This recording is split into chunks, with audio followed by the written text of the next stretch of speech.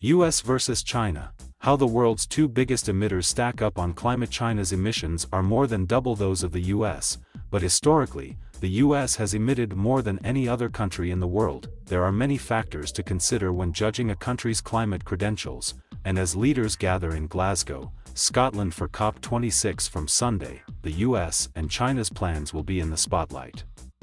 Here's how the two stack up against each other. In 2019, the last year before the pandemic hit, China's greenhouse gas emissions were nearly 2.5 times that of the US, and more than all the world's developed countries combined, according to an analysis from Rhodium Group.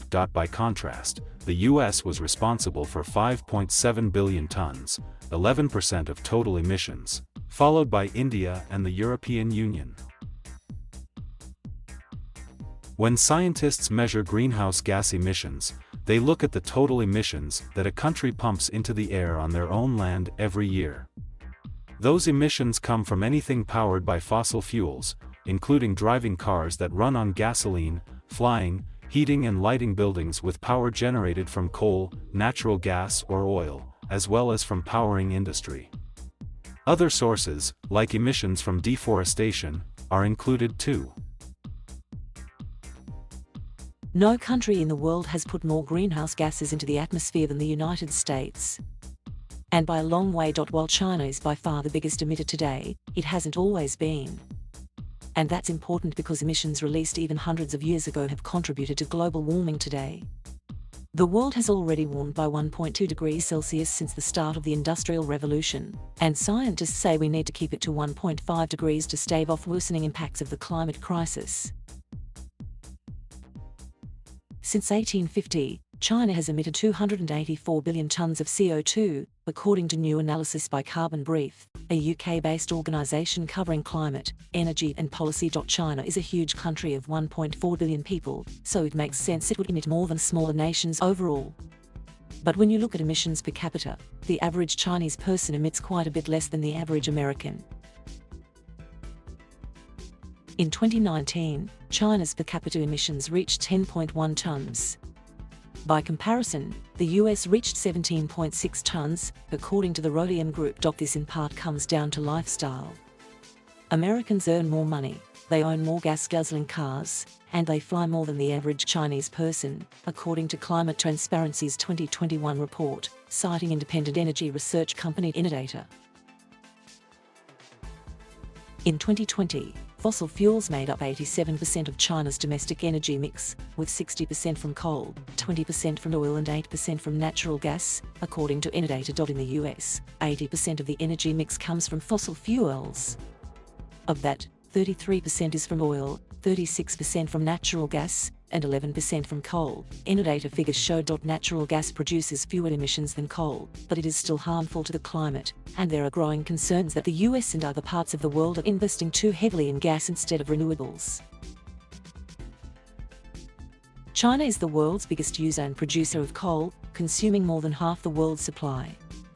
That's in part because China produces so many products and materials for the world, which is why it's sometimes referred to as the world's factory.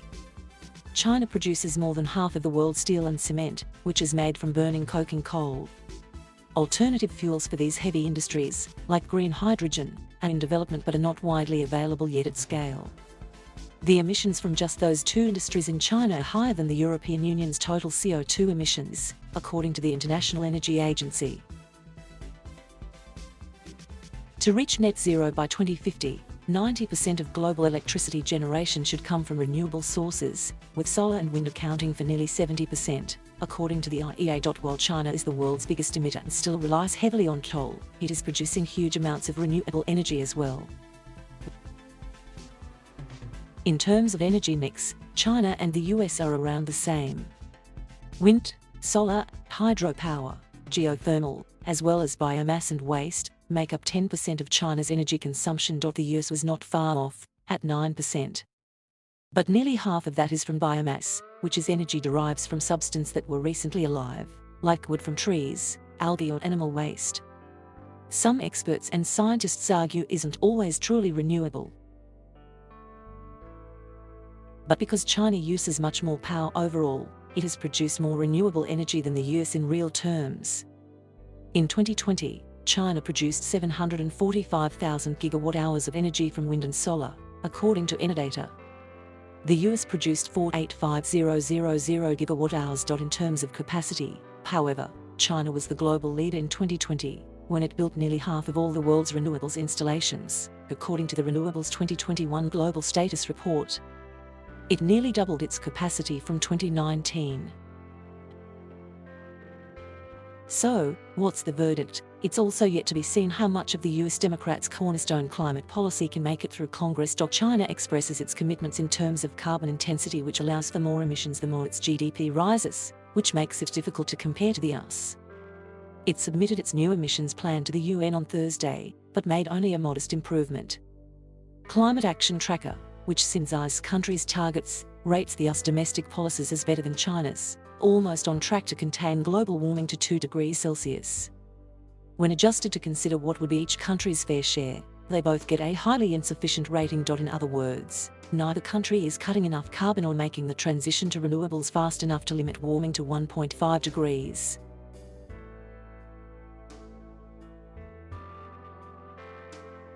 Thank you for watching. Please subscribe